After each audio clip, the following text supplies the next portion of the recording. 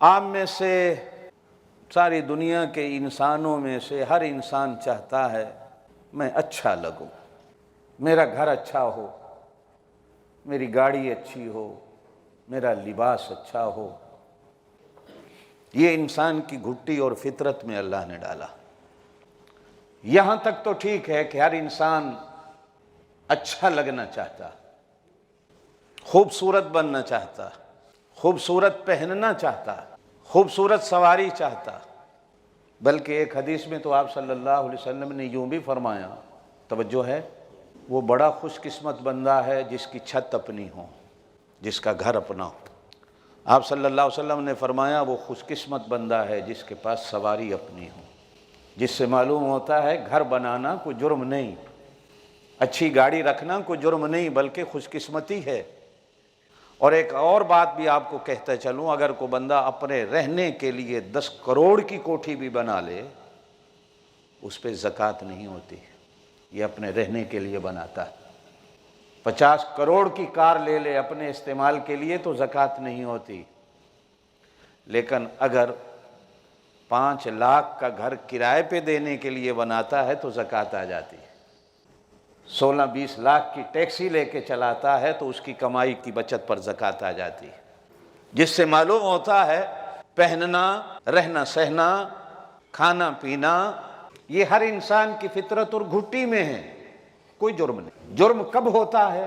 جب کوٹھی کی وجہ سے میرے اندر تکبر آ جائے، کار کی وجہ سے میرے اندر عجب پیدا ہو جائے، غرور پیدا ہو جائے۔ جب آپ صلی اللہ علیہ وسلم یہ باتیں فرما رہے تھے تو حدیث میں آتا ہے ایک صحابی کھڑے ہو گیا جی اللہ کے رسول صلی اللہ علیہ وسلم سے کہ پھر یہ کوٹھی بنانا، اچھا لگنا، اچھا کھانا، اچھا پینا برا کب بنتا ہے؟ فرمایا جب اس وجہ سے انسان کے اندر غرور آ جائے، تکبر پیدا ہو جائے، بڑائی پیدا ہو جائے۔ یہ ہر بڑے چھوٹے مرد عورت کی گھٹی اور فطرت کے اندر اللہ نے یہ چیز ڈالی ہے، وہ اچھا لگنا چاہتا۔ ایک مثال دے کے میں آگے چلتا ہوں۔ ابھی 10-15 دن پہلے میرے بیٹے کی شادی ہوئی۔ میری 2 پوتیاں ہیں، ایک کی عمر 9-10 سال کی ہے، ایک کی عمر 3 سال کی۔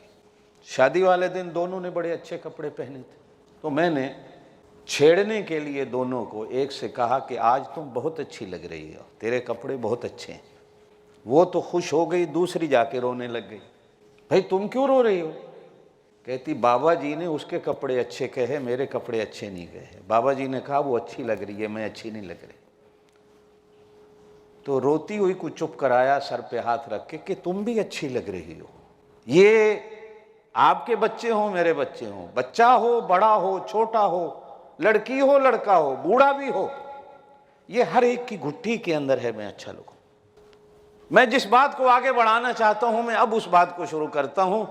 ایک ہے کہ میں اپنے لیے خود راہ منتخب کروں کہ میں کس راہ میں اچھا لگتا ہوں، کیا پہنوں میں اچھا لگوں، کیا کھاؤں میں اچھا لگوں، کیسا گھر بناؤں جس میں میں اچھا لگوں۔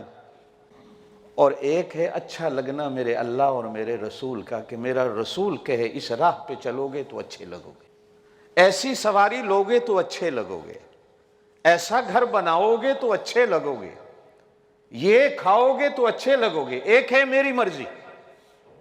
ہم سمجھتے ہیں کہ جس کے پاس بہت پیسہ ہے یہ بڑا کامیاب ہے، بیٹے جس کے کماتے ہیں بڑا کامیاب ہے۔ یار کل آیا تھا ہانگ کانگ میں، کملا تھا 10 سال میں پتہ نہیں اس نے اربوں خربوں کما لیا، بڑا کامیاب ہے۔ اور ایسا بندہ مر جاتا ہے تو آپ اور میں سارے جنازے میں بھاگتے ہیں، ملا بیچارہ سب سے پہلے جاتا ہے بڑے آدمی کے جنازے میں، اور جو بیچارہ فقر اور فاقے میں مر گیا، غریبی اور فقیری میں مر گیا، تو ہم کہتے ہیں یہ ناکام ہے۔ مولا علی زور سے کہہ دے رضی اللہ تعالی، امام الاولیاء، امیر المومنین سیدنا علی کرم اللہ وجہ فرماتے ہیں، ان کا ایک قول ملتا ہے، جو بندہ عزت چاہتا ہو خاندان کے بغیر، کچھ عزتیں ایسی ہیں جو پیچھے سے چلی آتی ہیں خاندان۔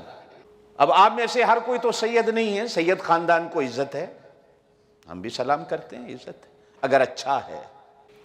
کچھ عزتیں ایسی ہیں، خاندانی دولتیں، جائیدادیں آ رہی ہیں، میں نے محنت سے نہیں کمایا، میرا باپ دادا چھوڑ گیا، میں بڑے خاندان کا فرزند ارجمند ہوں، میں نے کوئی محنت نہیں کی۔ اگر کوئی بندہ غنا چاہتا ہے بغیر پیسے کے، کہ میں پیسے کے بغیر غنی ہو جاؤں، پیسے کے ساتھ غنی ہونا کوئی کمال نہیں، بغیر پیسے کے انسان غنی ہو جائے کمال